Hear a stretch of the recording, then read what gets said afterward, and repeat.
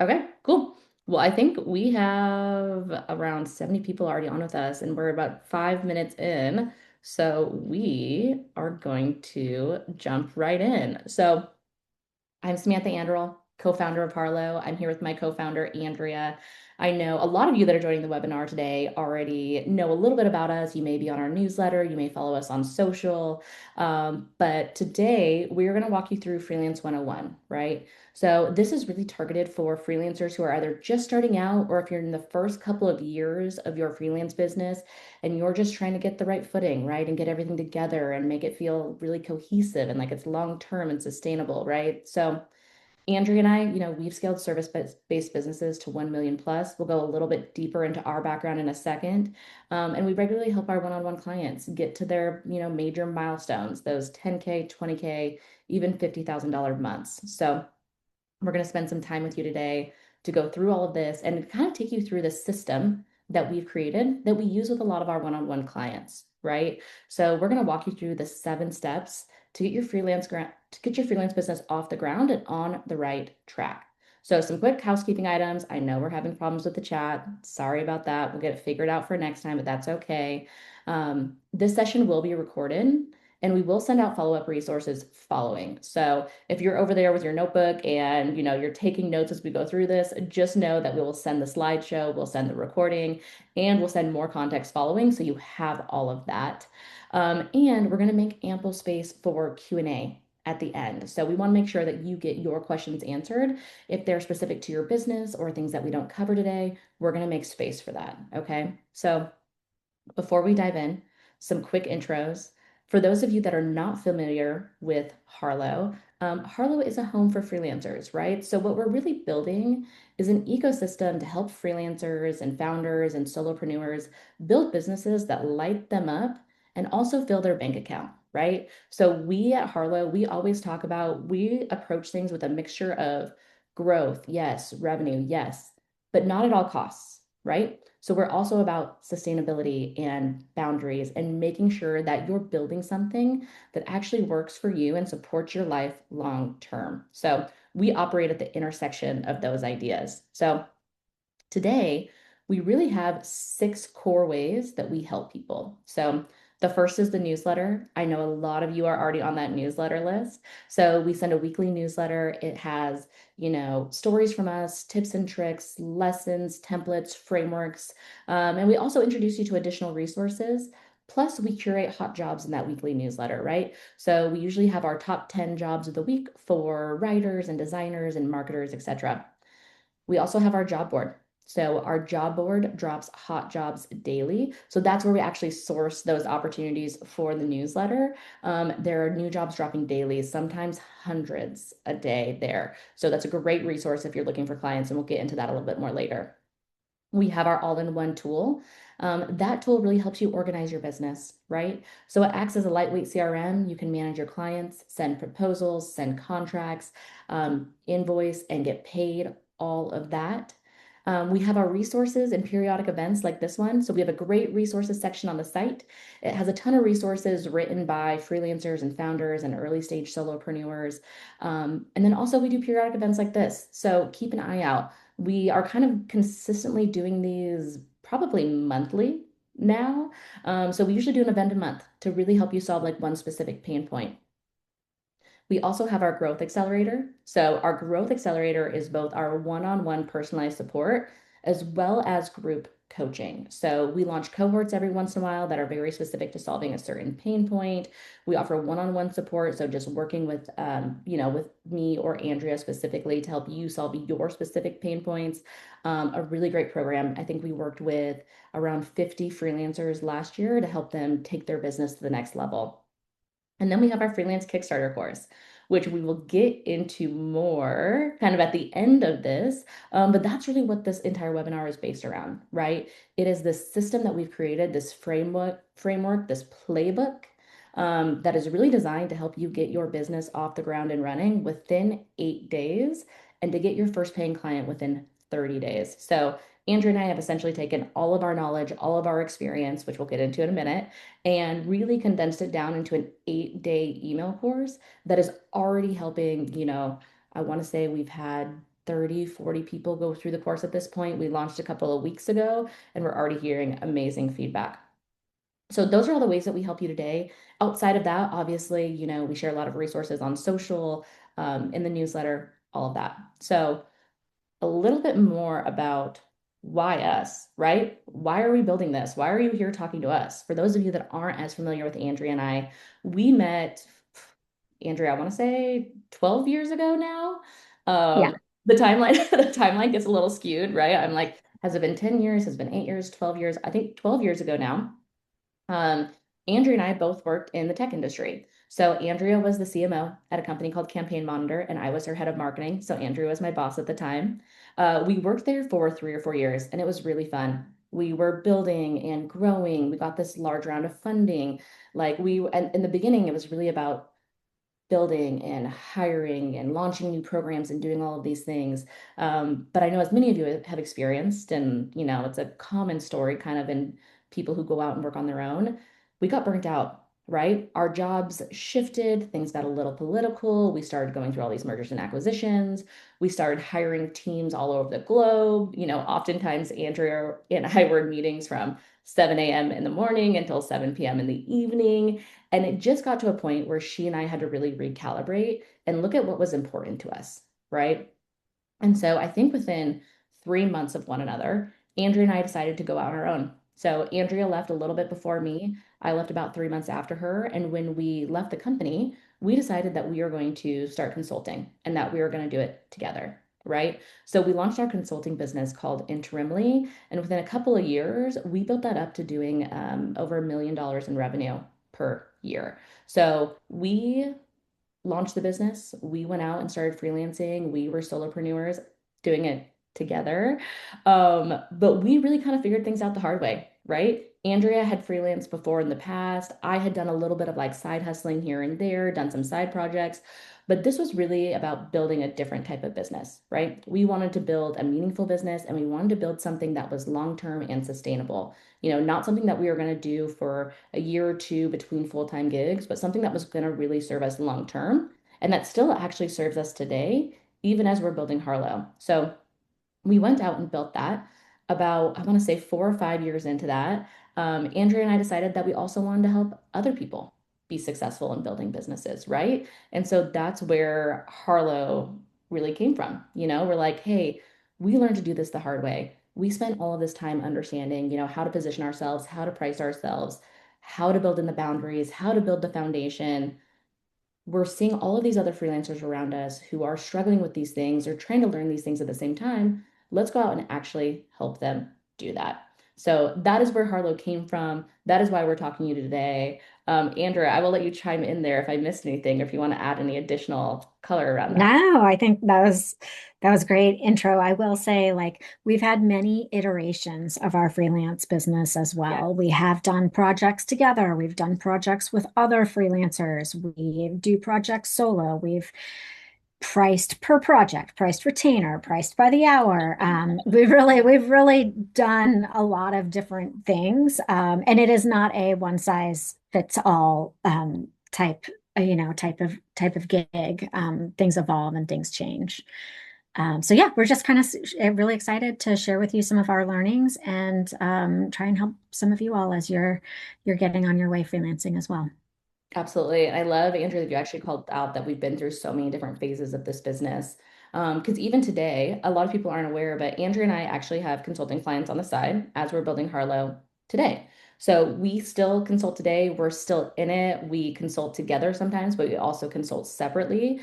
So everything that we've learned and built, and as we're building Harlow, we're actually applying those lessons to our own lives in real time, right? We're taking lessons from our experiences and pulling them in. We're taking our lessons from our coaching clients and what we're helping them with, and we're pulling it in. So I would say we have really diverse perspective into what works and all of the different ways that you can build. And Andrea, I love that you also talked about all the variations of our business because one of the things that I will say is there's no right way to build, right? There is the right way for you specifically. And so, what we're going to take you through today is really around the framework and some of the things that we think are really, really important. But there are a lot of different ways for you to apply these to your actual business and to your actual life, right? So, as you're thinking through this, if you're like, oh, that doesn't quite work for me, or that doesn't fit me exactly, that's okay, right? There's some variation of it that probably does. So, just keep that in mind as you're like consuming content, as you're looking through resources, as you're beginning your journey. There is no one right way. There is the right way for you. And we're going to help you try to find that today, but just keep that in mind. So here's what we're going to go over today, right? So there are really 7 elements that I mentioned that are really important when you're launching your freelance business: your offer and your positioning, your pricing, building a brand, which I know that sounds scary and we'll get into it, and it's easier than you think. Finding clients, closing clients, building your system, and setting up your business, right? So we're going to talk through each of those 7 elements. Then we're going to talk about how we can support you, and then we're going to go into the Q&A. So again, we're going to kind of breeze through these first few bits and make sure that we have a bunch of time at the end to answer your specific questions. So first thing here is crafting your offer, right? So this is a lot of the times I use the word positioning, and I know that can be scary to the non-marketers out there. They're like, what is positioning? What does that mean? But what we're really talking about here is getting really specific with how you talk about and define what you do, right? So one of the really important things to note here is that your offer is not your skill, and your offer is not your job title, right? It is the outcome that you create for your client. So when I say that, what I really mean is that you are not a social media manager. You are not a writer. You are not a LinkedIn ghostwriter. Even though that is the job title, that is the thing you do, that is not how we want to describe ourselves when we build our freelance business. What we really want to do is get into the nitty-gritty here, right? There's a very specific formula that helps a client immediately understand why they should work with us. And that's what we're trying to do here, right? So when you say, I'm a social media manager and I help you post on social 4 times a week, a client doesn't immediately say, okay, I totally understand how that's going to drive my business forward, right? And we need them to say, this is exactly for me. That's what I need. You're the right person. So when we talk about crafting your offer, there are 5 things that we want to focus on, right? The target, who exactly you're helping. That's not people, it's not small businesses. It needs to be more nuanced than that. And we'll get into that in a second. I'll give you an example. The outcome that you drive, right? So, what is the actual measurable result that they are getting? Is it awareness? Is it driving revenue? Is it foundational? We need to be really clear on that. The deliverables. So, what are you actually doing? They're like, okay, yes, I'm your target audience. Okay, I understand how you help grow my business. How do you do it? Right? Timeline, how long it takes. And this one is I would say I'm a little bit looser around this when I work with clients and help them build their positioning statements. Some of us can't have a timeline exactly attached to it, but some of us can, right? Say you're somebody who helps people create courses. Maybe you help them create the course within 30 days so that they can launch. That's important, right? But say you're maybe somebody who helps people with SEO and you're like, okay, but I can't promise an exact timeline. There's competition, there's foundations that I have to take into account, all of these things that might be squishier for you, right? And then the typical client benefit, what people usually experience, right? So I will take you through this and give you my specific example if I was to talk about my consulting business today. So target, who I help early stage tech companies who have a very small or no marketing team who are below $1 million in revenue. That's who I help today. That's who I focus on. What outcome do I help them get? I help them get from 0 to 1 and get the marketing momentum that they need to either raise their next round of funding or accelerate hiring and growth, right? Deliverables, what I'm actually creating. I do that by creating the foundational marketing programs and helping them understand how much money they should be spending in marketing, building out the right team, and getting those programs and people and foundation off the ground and moving. Timeline, how long it takes. Most people work with me for 3 to 6 months to set this foundation and get moving. And then we actually hire internally to help with longevity of their marketing and programs. Typical client benefit, I would say that 75% of clients that I work with get their next round of funding within 1 year of working with me, or get to the point where they can self-fund and grow their business.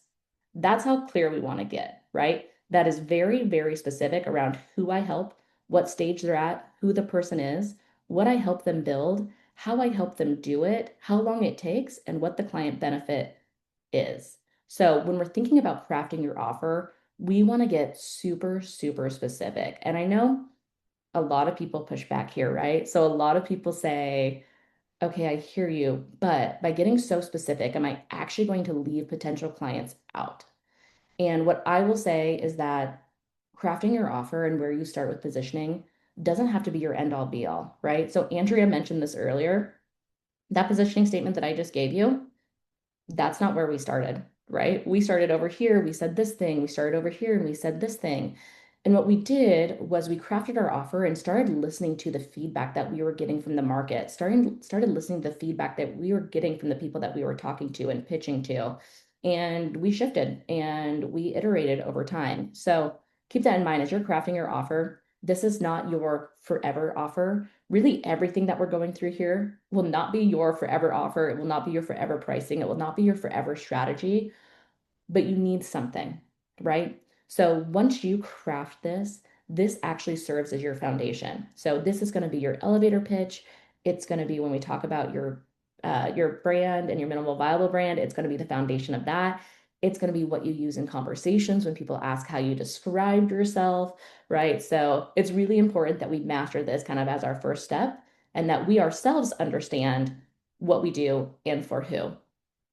The last thing I'll say here is really nailing this also leads to a softer benefit, which is confidence, right? So, a lot of things that we're talking about today, there is like a hard, tangible benefit, right? Which is that crafting your offer is going to serve as your foundation. It's going to be your elevator pitch. It's going to be the foundation for your marketing. But the softer benefit over here is that it's also going to help you be confident in what you do and how you say it. I talk to a lot of early stage freelancers who, they're like, oh, when somebody asks me what I do, stumble over things. I don't really know what to say. I say that I work for myself or I downplay it. This gives you something very specific to say out loud when somebody asks you what you do. And the more that you say it, the more that you put it out there, the more that you put it on your LinkedIn profile, build a one-page website, the more that you say it, the more confident you get in yourself and your business and the outcome that you create. And Andrea, I'll let you chime in if you have anything else to add there. No, I think that was great. I would say that mine changes like Mhm. probably more regularly, right? Like my offer used to be much more similar to Samantha's, and now I've started moving into larger companies and larger projects. Like Hunter, you just asked, like, what if I'm just starting freelancing and I don't know how long it's going to take? I don't know the timeline. Mhm. My work is a little bit more, it's longer term, it's more retainer based. And so the timeline there gets a little bit squishier. So if you are thinking about long term, like retainer clients, maybe that timeline becomes less important in your positioning statement. It's more Exactly. about ongoing support and ongoing success. Yeah. And I think, the timeline piece, I know that a lot of people stumble over this, and I will say a lot of you can leave it out, right? But again, if there was a timeline, the the reason why timeline exists, I think, in this example is because it helps make things really tangible. And that's what we're trying to do, Mhm. right? So, what we're trying to do is get the right person to read your positioning statement and say, ah, I totally understand that this is for me, that it solves my pain point, and I can tangibly see how it does that and what I should expect, right? On the other side of that, it also helps set expectations. So, say that you're in SEO, right? You're launching like a freelance business and you're moving into SEO, or maybe you're moving into like LLM visibility, right? In the age of AI. Maybe you mentioned timeline because you actually can't promise a timeline, right? You can say, most clients see results within 6 to 9 months. And then you're setting the expectation of you're not hiring me to see immediate results. That's not how this works, but we will do the work together foundationally so that 6 to 9 months from now, you will see the results and impact to your business. So it kind of works both ways, right? It's like setting expectations with the client so that we're not getting people who expect immediate results, but also just giving them an idea of what it actually looks like and what it means. Cool. Okay. Next thing here is pricing. And I could talk about pricing for an hour on its own, and I'm going to really try not to do that. But a couple of things that I want to talk about when it comes to your pricing. So, one, it's not just about confidence, right? A lot of people are like, oh, I think I'm undercharging because I'm just not confident in my value or the work that the work that I do. I don't know what to charge. And the one thing I say is that confidence matters. Absolutely. It matters that we like understand and respect our own value, but confidence alone won't tell you what number to charge, right? So a lot of people might say, okay, I'm pricing based on what feels comfortable, or I'm pricing based on what I'm like seeing someone else doing.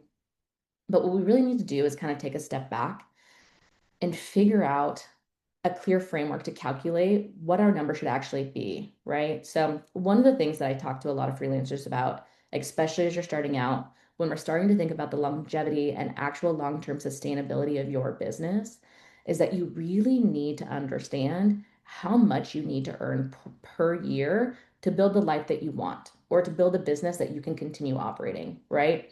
So, what I mean by that is, I don't want you to launch your freelance business and say, okay, I'm going to charge $400 per blog article because we don't know what that means, right? We need to figure out how many blog articles that you need to create, what that actually looks like in terms of weekly income, how many clients that you'll need to back into that, right? So when we start at the kind of the tactic or pricing the thing, we often don't take into account the bigger picture. So what I always want freelancers to do, especially when first starting out, is to really take a step back, get more high level, and say, what do I actually need to make this a sustainable business, right? And then we back into from there what we charge, what it looks like, how many clients we need, all of those things, right? So one of the things that I want to talk about a little bit is value-based pricing versus hourly-based pricing. So I'm sure there are a lot of people here are launching freelance businesses in a lot of different ways and in a lot of different industries. So I know that there are some industries that are more conducive to charging hourly, right? That is fine. I'm never going to say that I'm against hourly rates. Andrea actually mentioned this earlier. When we first started out, we priced hourly for a lot of different projects. For us, we quickly moved away from that because it wasn't the best way to manage our business and understand our capacity long term, especially as there were two of us and, kind of business was like flexing up and down. But hourly is not always wrong. So I just want to start there and say that, right? A lot of people are like, okay, no matter what, at all costs, you have to get away from hourly. I don't necessarily believe that. I think there are some instances in which hourly can be really beneficial, and that's okay. Say that you are say that you're launching a virtual assistant business, right? That might be a place where hourly really makes sense because you're working on a lot of different tasks for somebody and it's hard to kind of package that up and put it into a retainer or more value-based pricing, right? It's okay if you want to charge hourly for that. Say that you are launching a business and you help people, build emails or create emails or, take one bit of like a journey off their path. It's okay to charge hourly for that, right? That's a way that you can easily understand and your client can understand what you're committing to. But I do want to talk about value-based pricing. And if you have the opportunity to move into it, it's something that I often recommend. So I will give you the example from Andrea and I's business very early on. So when we launched our business, we launched a demand generation consulting service essentially. So what we would do is we would go into companies that had, one or two marketers on their team, but didn't really have their demand gen or like direct response program set up and we would help them come in and build the foundation for that and launch their programs. And initially, we launched with hourly pricing. And there were two of us, and it was a little confusing, right? Because I would be doing work, Andrea would be doing work, we'd add up the work for the client, we'd bill them. But it was really difficult, I think, at times for clients to understand how many hours it takes to do something, for us to understand and directly quote how many hours it takes to do something. And so when we were charging hourly, we actually had a lot of really hard conversations with clients, right? People being like, well, why does that take that long? What did you charge me this for? XYZ. And so we took a step back and we're like, okay, the caliber of work that we're doing, the skill set that we have, the senior level that we're at, we should not be charging hourly. And so we restructured and we started packaging up retainer and project-based work. Um, and I will tell you that almost nobody, once we did that, had any questions about pricing and packaging. Most people just said yes, and we entered the work, and there weren't questions, and we got really good about articulating the value, right? We're charging $10,000 a month for this project because this is the outcome that we're creating. We're charging $12,000 a month for this project because this is the outcome we're creating, right? So, one, I will say value-based pricing for us helped simplify actually versus hourly based pricing. There were less questions, there was less confusion, and there was more alignment between our clients.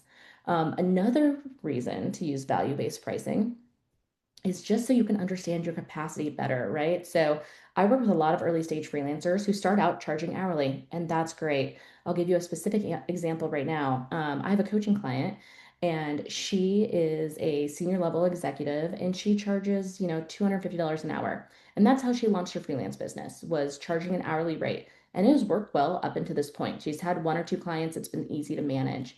Now she wants to actually grow her business to the next level, right? So she wants to double or triple her revenue this year. It becomes a lot harder to do when we're charging hourly and we're not understanding our capacity and how much work we actually have room for. So we are actually transitioning her to retainer-based pricing so that she can scope appropriately and understand, okay, if I get three clients at a $10,000 retainer, I am meeting my financial goals and I understand exactly how much time I'm spending on each client. So there are a lot of benefits. I know pricing can be really confusing. Again, there's no like exact right way to do it. There are reasons why you might go value-based pricing versus hourly, depends where you are in your journey. But the one big thing that I would like to hammer in here and have you all take from this is that take a step back first, right?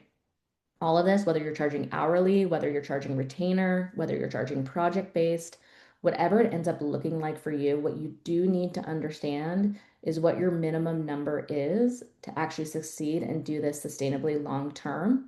The other thing that I will say about that is that you also need to account for the things in your freelance business that you don't have to think about when you're full time, right? So, thinking about insurance, thinking about taxes, thinking about the systems that you need to run your business, potentially the support that you need to run your business.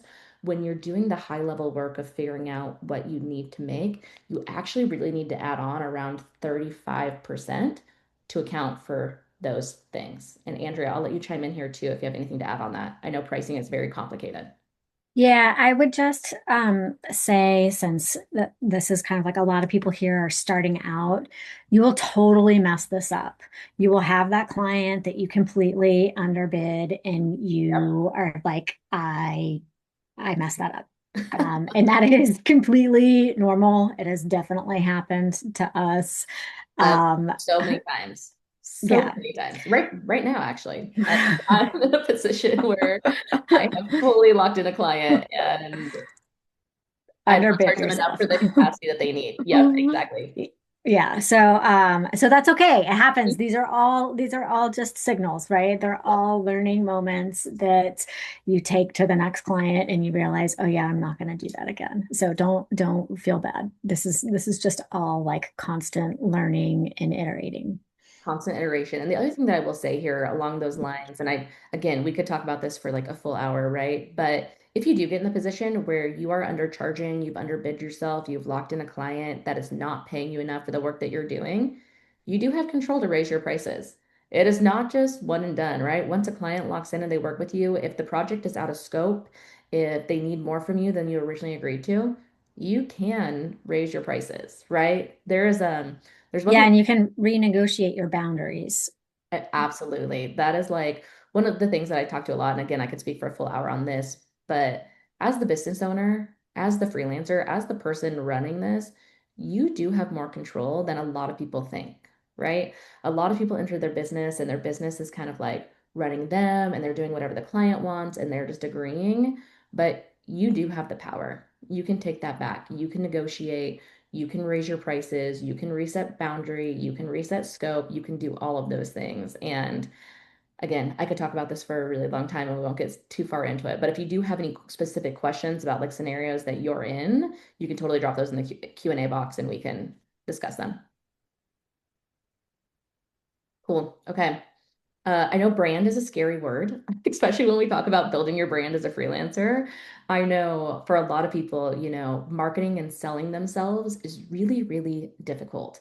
It's really interesting. One of the things about Andrea and I is that I do a lot of marketing and I do a lot of selling in a very different way than Andrea does, right? And so I'm going to bring you through kind of like your minimal viable brand here, but then I also want to just talk about like our own experiences and how we've gotten clients in the past and branded ourselves because again, there's a lot of different ways to do this, right? But one thing that I will say is when it comes down to marketing and you're selling yourselves, when it comes down to creating this minimum viable brand, clients don't hire you because of your logo, right? So I see a lot of people who are starting out and they want to get their website just right. They're building like a 7-page website. They want to get the story down. They want it to look really professional and polished, and they want to go out and get new headshots and do all of these things. And I stop a lot of those people and I say, that's a great future marker. If you want to build out a really great website and you really want to build this like really large business, yes, we can do those things. But the bare basics is a client is going to hire you because you can solve their problem. They're not going to hire you because you have a 7-page beautiful website. They're not going to hire you because they really find your headshot really engaging. Like those are not the way that our clients make decisions around who to work with, right? They hire you because they believe that you can solve their problem. So you can have this great polished brand over here. It can look beautiful. It can look really sharp. That doesn't necessarily mean that it's going to create credibility. Clarity creates that, right? So you really need 3 core things to be able to lock in clients: a clear explanation of what you do and who you help. So earlier on, a couple slides ago, we were talking about your positioning statement, your offer. You need to nail that and have that be at the center of everything that you do and everything that you say. Proof that you can actually do it, right? So this could be testimonials. It could be proof from previous roles and jobs. When Andrea and I first started out and we went into freelancing, I didn't necessarily have proof that I had helped other freelance clients, but what I did, I had all of these projects that I had done in-house at all of these different companies that I could talk about and, turn to and put in front of people. So I know a lot of people when they're first starting out, they're like, well, I don't have testimonials. I don't have clients. You can get creative here, right? Craft stories about what you've done and how you've helped other people. And you need an easy way for people to contact you.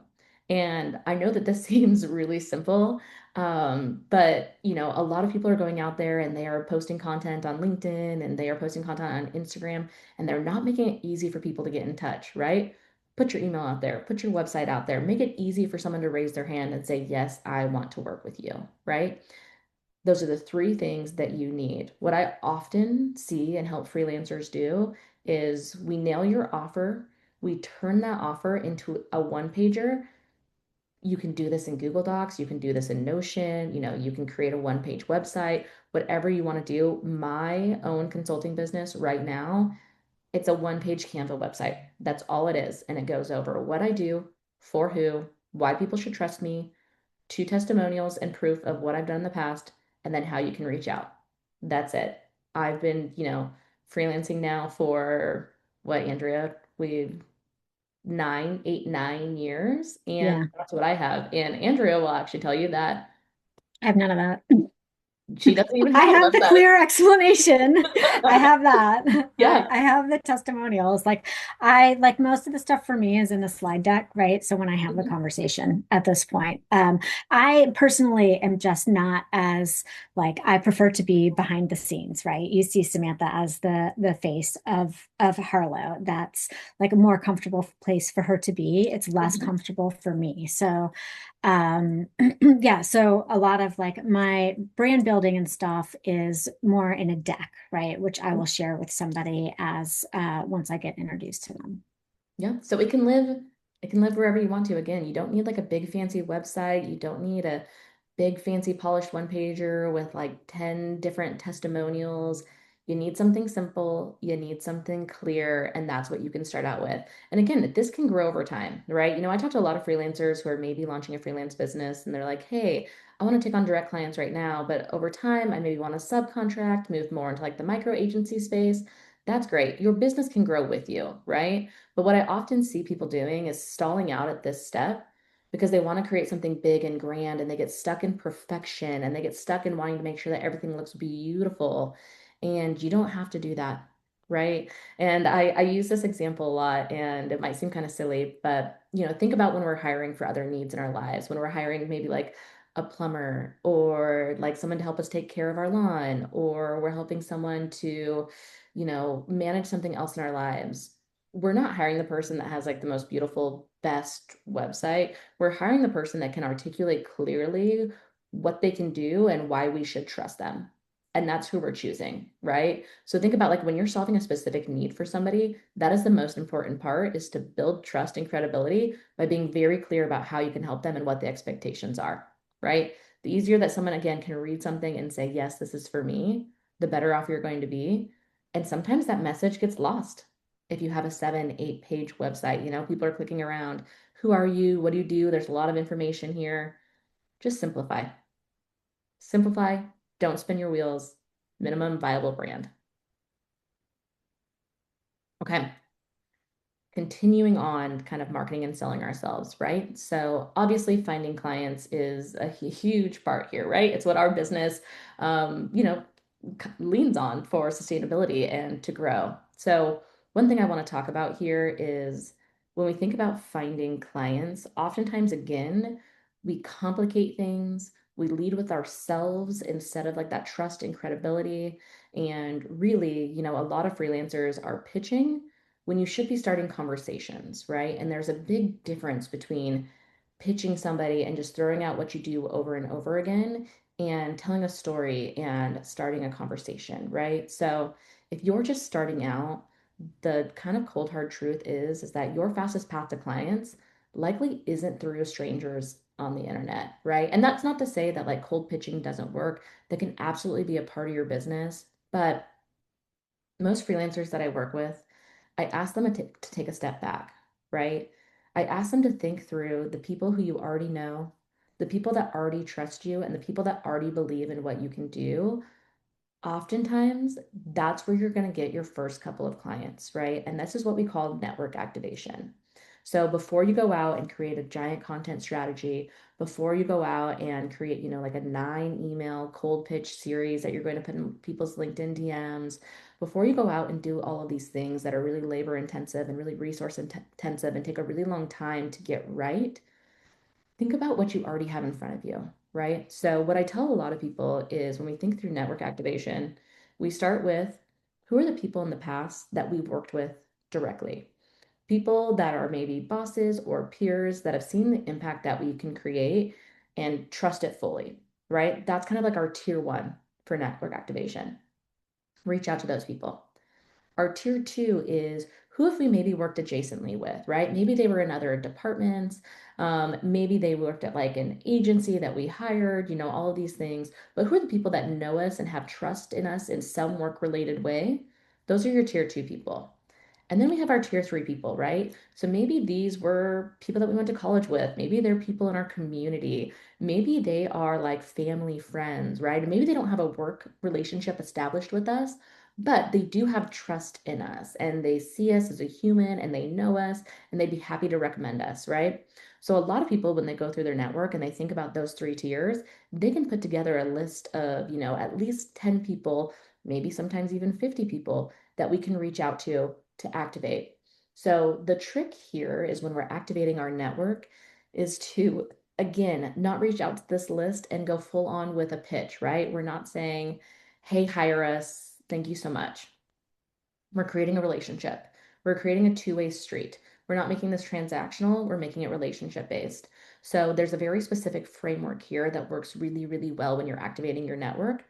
We start with recognizing the person and making them feel seen, right? So if I was reaching out to Andrea, for example, I might say, hey, Andrea, I hope you've been well. I saw that you took an amazing trip to Tahoe a few weeks back. How was the skiing? I hope your family had a lot of fun, right? Then what we do is we introduce ourselves in our elevator pitch and what we've been doing.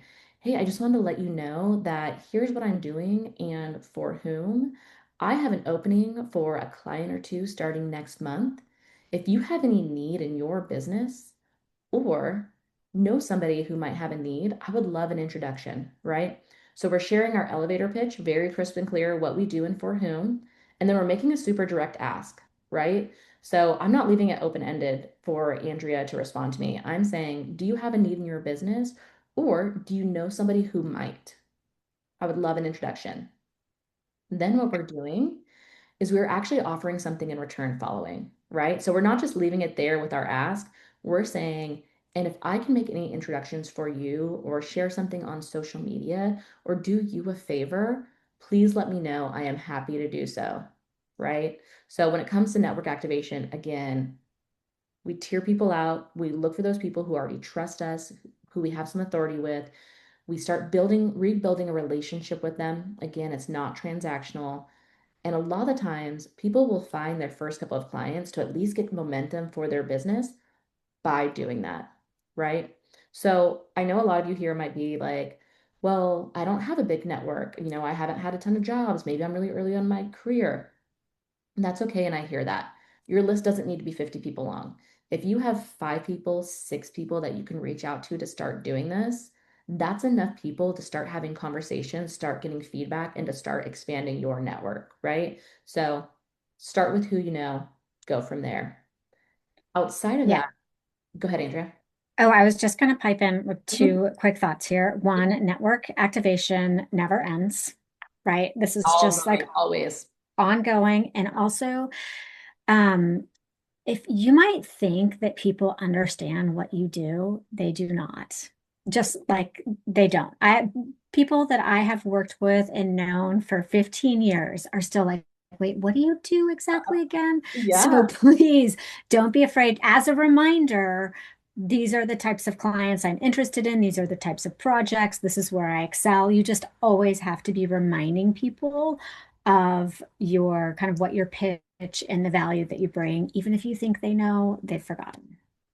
absolutely. Love that you bring that up because I talk to a lot of people and they're like, well, the people directly around me, they know what I do. And even if they do know that you do, even if they do understand what you do, we're all really busy. And the truth is that sometimes you're just not top of mind for people. So there could be somebody in your network right now who needs someone to do exactly what you do, who you have a relationship with, who may not be thinking about you because you haven't talked in a year or two, right? So this is also a tool just to keep top of mind. And Andrea, I love that you said that because one of the things here too is network activation, yes. One of the goals is to get direct clients and to get clients, in the short term. That's why we're doing it.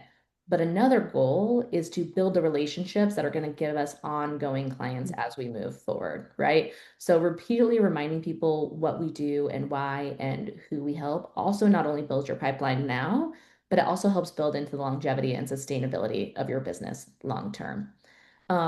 Outside of network activation, there are a ton of different ways to go out and get clients, depending on the business that you're building, right?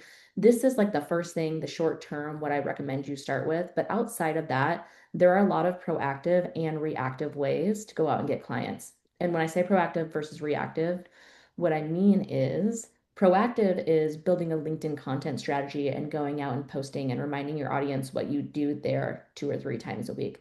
That's proactive. You're trying to reach people who are going to raise their hand and come to you and say, I have a need.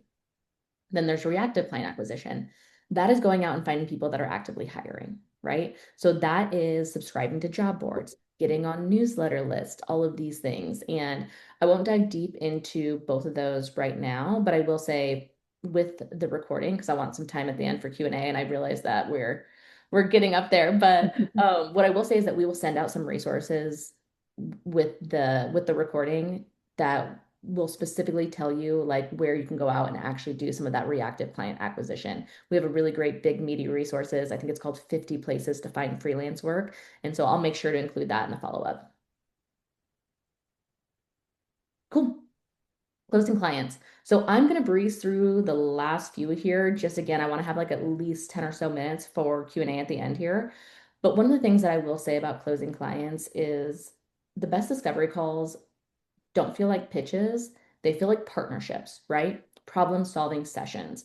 So, say you go out and you activate your network and you get a call book, someone's like, oh, yeah, I actually have this need. Can we chat? What you want to do on that call is make them feel understood, right? So a lot of people go into this and they're pitching themselves and they're trying to impress a client and they're saying, "Oh, hey, I'm Sam. Here's all the things that I do. Here's how I do it. Here's who I worked with in the past. Here are all these success stories." And the client is hearing that, but they're not hearing it related back to them and their specific need, right? So what we really need to do on discovery calls is we need to ask questions, we need to listen, we need to understand, and then we need to respond in pitch, right? So it's almost the reverse of what you would think about doing. We don't get on the call and immediately pitch. We ask questions, we listen, we understand, and then we tell them exactly how we can solve their problem if we can solve their problem. Here's the other thing that I want you to think about when you get onto discovery calls and closing clients is that not every client is going to be the right fit for you. And so, as much as this is an opportunity to close people and to demonstrate value and to make them feel understood, it's also the opportunity for you to really figure out if this person is going to be the right fit for you long term, right? So, when we think about discovery calls, again, think about listening, thinking about asking questions. Make sure that you relate your story and how you help back to them and solving their specific pain points. And if it's not a good fit for the way that you work or the type of work that you do, this is still a relationship building activity, right? Hey, it sounds like your need is a little bit different than what I offer. Let me go out to my network and see if I can make any recommendations for you that would be a better fit, right? So again, this is all about making the client feel understood. That is how you're going to get the relationship off on the right foot and how you're going to be more likely to actually close those people. And Andrea, I don't know if you want to chime in at all on that. Nope, I think that was great. Cool. Last bit here, I guess two last bits here. This is really about systems and organization, right? So we've talked a lot about crafting your offer, your pricing. We've talked about how to go out and get clients, how to close those clients. This is more on the back end, right? So this is when you're actually building your business, how you're going to truly make it sustainable long term. Because yes, your pricing matters. Getting the right fit clients matter. Getting the clients coming in the door matters, but also building your systems and building your foundation, they matter too. The interesting thing is, when a lot of people go out and build their freelance businesses, they usually start here. They start with systems and they start with foundations. And that is actually not what I would recommend. Before you have the clients, before you have the revenue coming in, you don't need the systems and the foundation. You need to go out and prove that you can get that client in the door, prove that you can close a client, then you can build the systems to support your business, right? So once you get those clients coming in, that's when it becomes important to actually go out and get organized, right? So simple intentional systems. That's what I will say. When you're first starting out, be simple, be intentional. You'll obviously notice that that is a theme across all of this, right? Simplicity, intentionality, clarity. That's what you need to be successful, right? So when we think about our systems, some really, really simple things that you can do: calendar blocking, decide on your working hours up front, block time for work, block time for admin, get really specific with how you're using your days and why. A light CRM, keep tabs on those conversations, what your next steps are, who's in the pipeline, who your active clients are, who you're selling to. Proposal and invoice templates, right? Don't recreate the wheel every time. Set up those templates so that you can click, fill out, send, make it easy so that's not becoming like a burden in your business. And then standardize your onboarding. So when you are bringing a client on, make sure that you just have like a very light checklist that you go through to make sure everything is teed up. And I know I went through that really quickly, but I'll make sure to send out some other good resources on your systems here in the follow-up.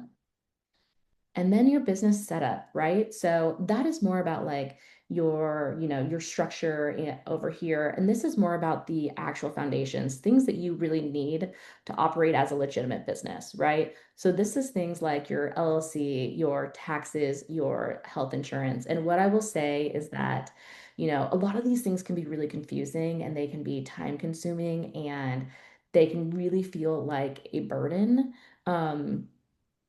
There are a lot of people out here.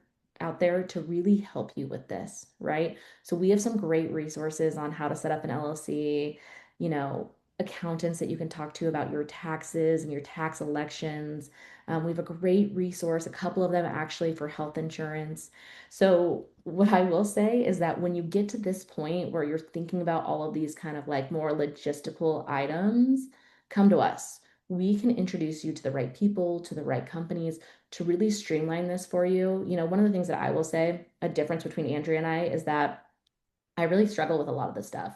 It really overwhelms me to think about like classifying my business and doing my taxes and finding the right insurance and keeping everything in order. And so I have a lot of partners that help me and do it for me, right? And I know Andrea, this stuff really lights her up. So she always, goes out and does this on her own and feels really good about it. There's not necessarily a right or wrong way, but if this is overwhelming to you, we will send out the resources and get you in touch with the right people.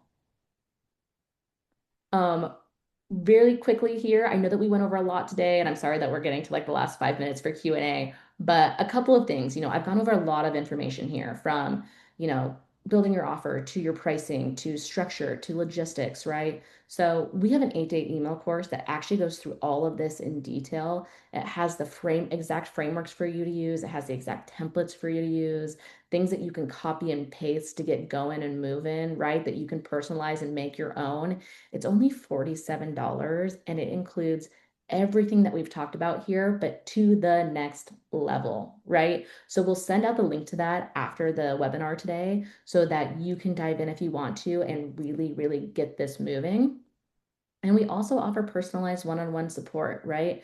So if you're sitting here listening to this today and you're like, okay, yes, I hear you, but I really do feel like I need some support to craft that positioning statement or to make my network list or to get everything in place. I just really need somebody else there for accountability and support and strategy. We have programs for that. So after the call, you can reach out to us and we can discuss that with you.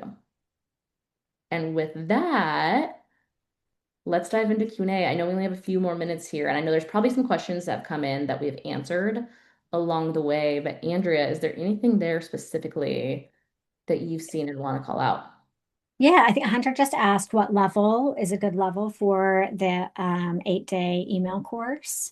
Yeah, so here's what I'll say. And here's what I've been telling people as they've asked me questions similar to this.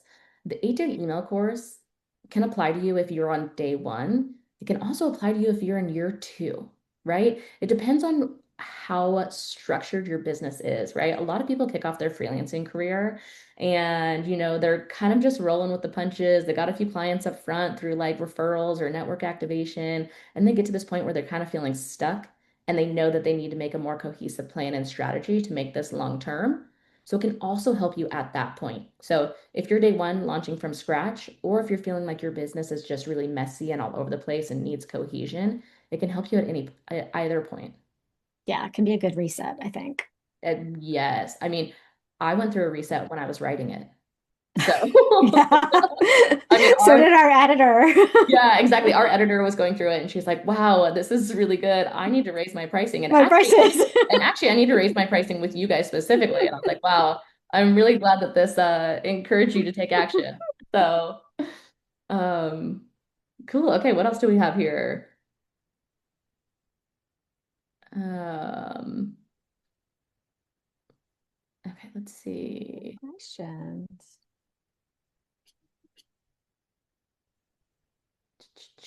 I know I'm looking through here. All right. I know that we covered a lot of information. So Oh, Hunter's um got one more for us. okay, yeah, throw any questions that you have. I also see yeah, okay, so I'm seeing a just a message here about pricing, I can concur that the one client for whom I had to bill it hourly proved a really difficult relationship because the client just didn't get what the work took and all the reasons just raised.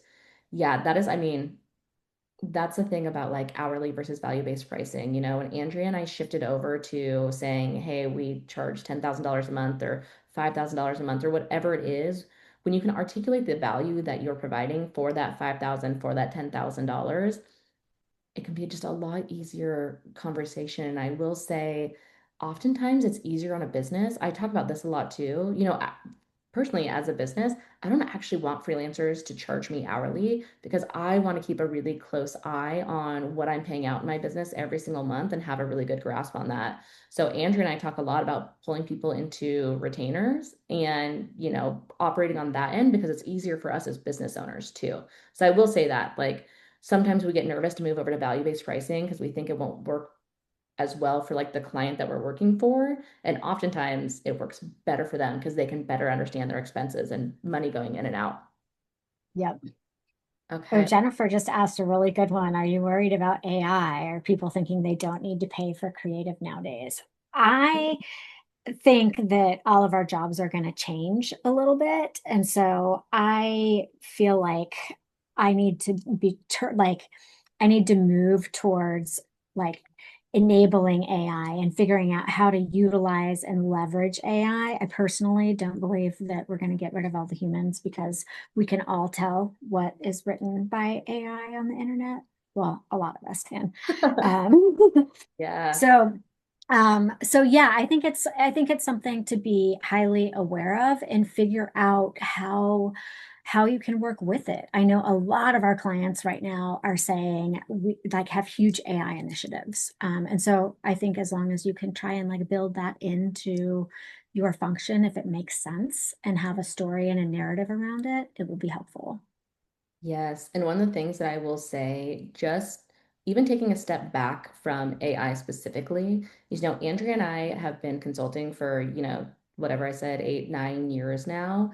Adaptability is huge. So Yeah. the services that we were first offering are no longer resonating in the markets that we were playing in. And so we shifted, we changed, we listened to the conversations that people were having, right? So if you go into your freelancing career and you're like, I'm going to do this one thing and I'm going to do it for the next 15 years, that's probably not going to work. But that's why we say that you're going to iterate, right? The best freelancers, the most long-term freelancers, the most sustainability comes from adaptability, right? So for you to progress in your skill set, for you to progress in your understanding, and for you to listen to what's happening in your market and what's happening around you and shifting and changing your offer and pricing based on that. And I know that feels really like kind of broad, but if you have any conversations around like your specific offer and how to do that, happy to chat through that. Yeah. I know, Okay. Well, we are close to I know time, but we're a couple minutes over, but let's take a couple more questions. yeah, I think Hunter's got a good question here Mhm. around like being a generalist versus niching down. So, what to offer in digital marketing when you're starting out and not a master of anything, or so it feels like. Yeah. So Andrea and I have had a lot of conversations over our careers around, generalists versus like owning specific functions. I think that there is room for both. It depends on like the stage of company that you're targeting and who you're talking to, right? So I think there's a room if you're like, hey, I'm just starting out and I'm doing digital marketing and I can do a little bit of paid and I can do a little bit of SEO and I can do a little bit of content writing. Maybe that offer is really great offering for a small company who needs somebody to do a number of different things. They don't have the budget to hire 3 or 4 different people to come in and do these things. You can provide a lot of value to that company at that stage. So it really comes down to, again, understanding who you're serving and how you can best serve them, and then how you can best articulate the value related to that. So just because you offer like digital marketing and you're not like a paid LinkedIn expert, that doesn't mean that your services aren't value. It just means that we need to articulate them a little bit differently. Andrea, I'll let you add to that if you have anything else. No, I think that was great. I think there's also, an opportunity to pitch bringing in another freelancer, right? Which is what we've done a lot of in Yeah. our careers is people saying, okay, I want a fractional CMO or I want a fractional head of marketing. And Samantha and I would say, great, we do demand gen. This is what we do. And they'd be like, no, no, we need all this other stuff too. We'd say, okay, great, meet our friends Mm-hmm. over here who can take that piece and then pitch as a collective, right? Pitch a project with multiple freelancers as well. So there's an opportunity to respond to clients that need something that you don't offer and bring somebody else in with you or subcontract pieces out. Totally. And then you're also building great relationships with the people around you, and you're building a little referral ecosystem. right? I will Hmm. say that for Andrea and I was so valuable, and it still is to this day. We still have a referral ecosystem where we refer people into clients, they refer us into clients, and that's where we get a lot of our best business, honestly. Yeah. Let's see. Okay, there's another question here. I feel my weakness right now is getting the courage to set price and find clients. I'm not in the business world. My background is academic.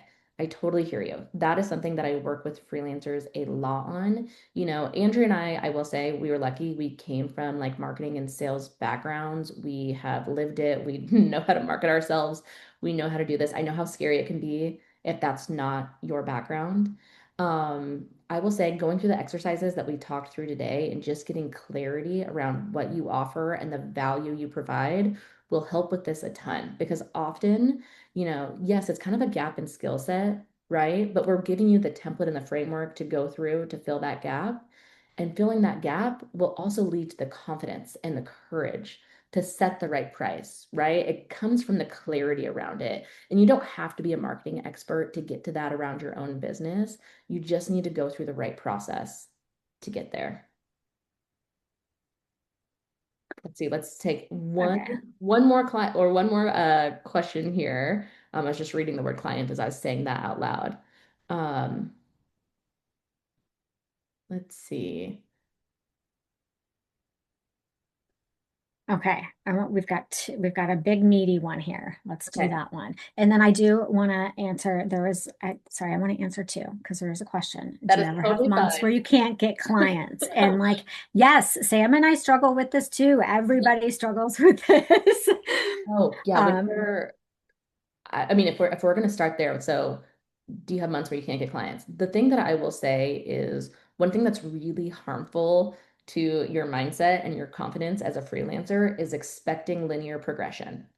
If you expect, I mean, obviously, all of us as business owners and freelancers and service providers, if everything could just be like linear and, growing month over month, that would be amazing. But we need to look at our businesses holistically, right? When you're thinking about, say your goal this year is to make $100,000 as a freelancer. If it's to make $70,000 as a freelancer, don't break that down as like this month over month progression. Know that your income is probably going to ebb and flow.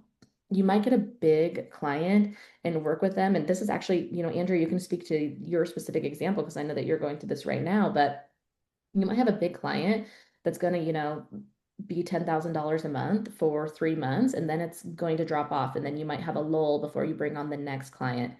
That's okay. It happens to all of us. I know that we can get really low and really down on that, but we just have to think about our business in a different way and not think of it as a linear progression. And if it's not a linear progression, we get down on ourselves, right? And yeah. we'll speak that more. Yeah, I mean, one of my clients right now, we actually like reduced the scope of our retainer, right? So my monthly income went down.